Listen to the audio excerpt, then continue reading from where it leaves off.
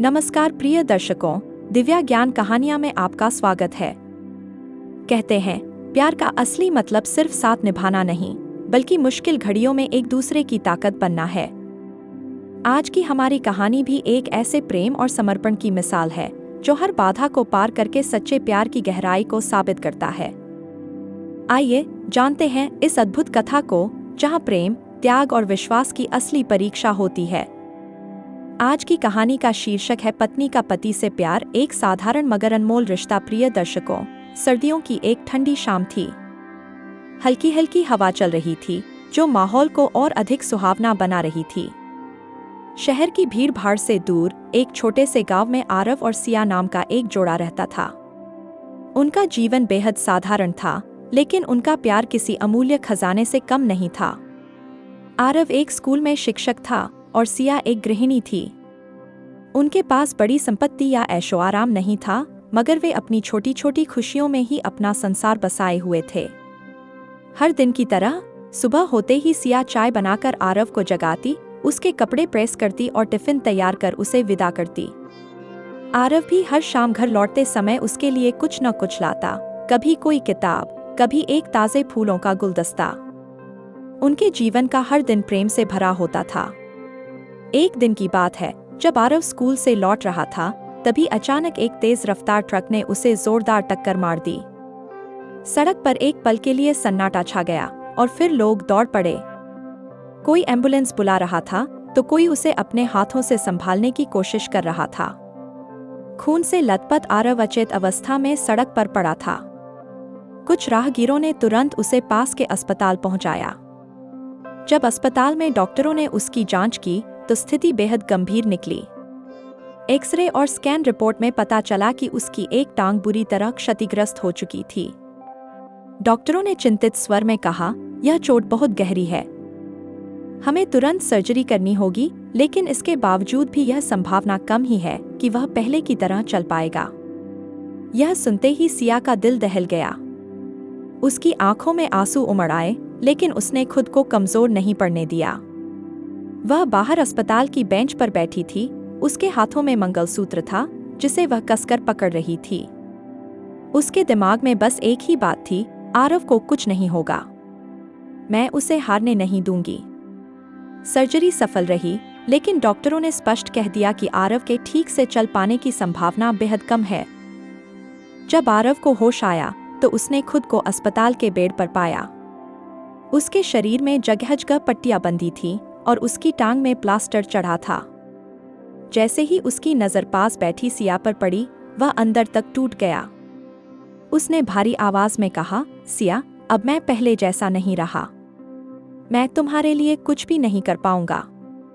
मुझे छोड़ दो, मैं अब तुम्हारे लायक नहीं हूं। सिया की आंखों में आंसू थे, लेकिन उसके चेहरे पर एक अटूट विश्वास झलक रहा था। उसने आरव का हाथ थामा और प्यार से मुस्कुराते हुए कहा, पागल हो क्या? शादी के समय मैंने वचन दिया था कि हर हाल में तुम्हारा साथ दूंगी। तुम मेरे लिए अब भी वैसे ही हो जैसे पहले थे। मैं तुम्हें छोड़ने का सपना भी नहीं देख सकती। उसकी बातें सुनकर आरव की आंखें भर आईं।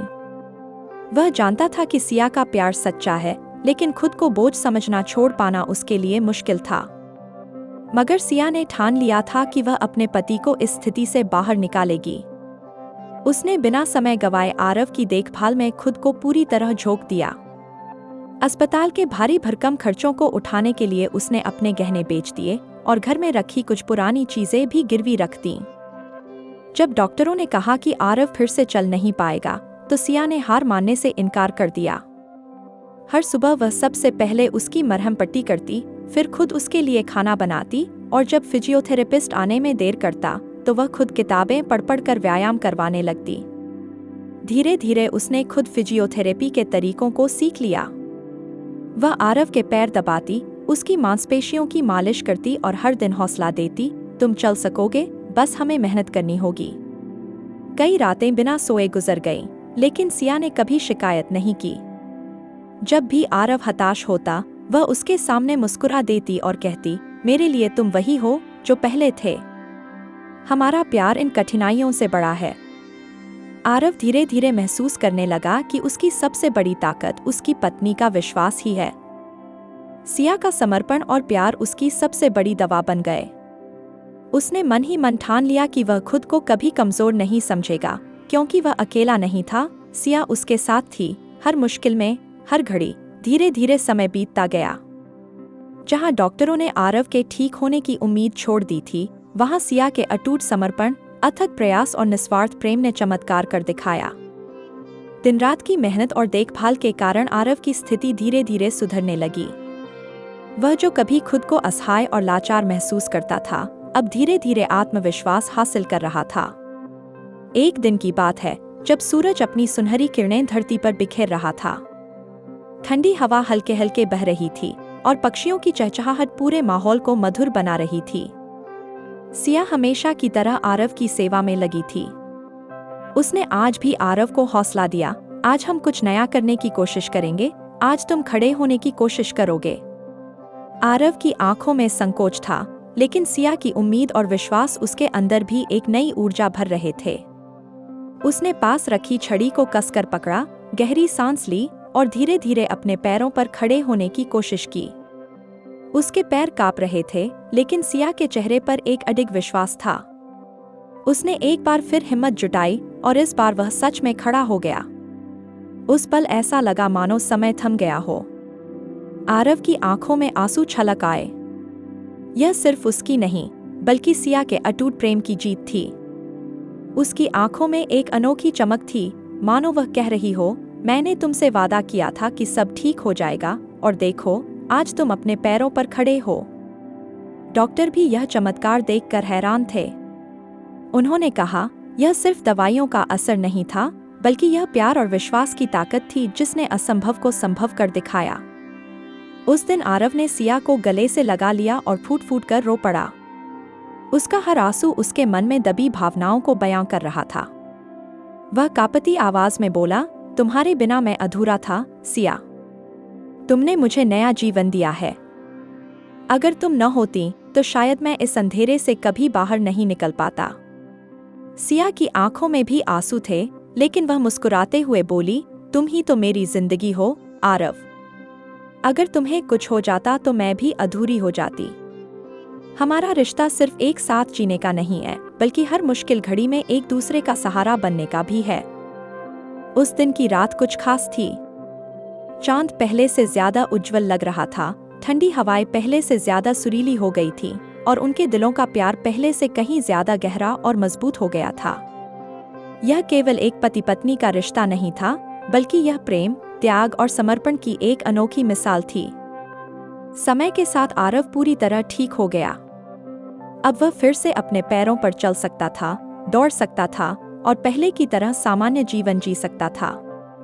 लेकिन इस हादसे ने उसे जीवन का एक महत्वपूर्ण सबक सिखाया था। सच्चा प्यार केवल खुशियों में साथ निभाने का नाम नहीं, बल्कि मुश्किल हालात में भी डटकर खड़े रहने का नाम है। एक दिन जब आरव अपने पैरों पर खड़ा होकर अपने जीवन की ओर दोबारा लौट रहा था, उसने सिया की आंखों में गहराई से देखा और भावुक होकर कहा, शायद भगवान ने मुझे इस हादसे से इसलिए गुजारा ताकि मैं समझ सकूं कि मेरे जीवन का सबसे बड़ा सौभाग्य तुम हो। तुमने हर मुश्किल घड़ी में मेरा साथ दिया, मेरी हिम्मत बनी और मुझे गिरने नहीं दिया। तुम्हारे बिना मेरा जीवन अधूरा है। सिया ने मुस्कुराते हुए उसका हाथ थाम लिया और कहा, हमेशा याद रखना, जब तक मैं हूं, तब तक तुम अकेले नहीं हो। तुम्हारी हर परेशानी मेरी परेशानी है और तुम्हारी हर खुशी मेरी खुशी। जीवन के सफर में चाहे कितनी भी मुश्किलें आए, मैं हमेशा तुम्हारे साथ खड़ी रहूंगी। उस दिन आरव को यह एहसास हुआ कि प्यार केवल शब्दों या भावनाओं का खेल नहीं है, बल्कि यह एक ऐसा रिश्ता है जो हर कठिनाई को पार कर, हर मुश्किल घड़ी में साथी बनकर खड़ा रहता है। उन्होंने एक दूसरे का हाथ थामा और नए उत्साह के साथ अपने जीवन की नई शुरुआत की। इस घटना ने साबित कर दिया कि सच्चा प्यार वही होता है जो हर हाल में अपने साथी का साथ दे, चाहे परिस्थितियां कैसी भी हों। इस कहानी ने हमें यह सिखाया कि प्यार और समर्पण का असली मतलब क्या होता है। यह केवल शब्दों से नहीं, बल्कि त्याग और निस्वार्थ भावनाओं से परखा जाता है। अगर आपको यह कहानी पसंद आई हो तो इसे लाइक करें, कमेंट करें और हमारे चैनल दिव्या ज्ञान कहानियाँ को सब्सक्राइब करना न भूलें। आपके प्यार और समर्थन से हमें और भी प्रेरणादायक कहानियां लाने की शक्ति मिलती है।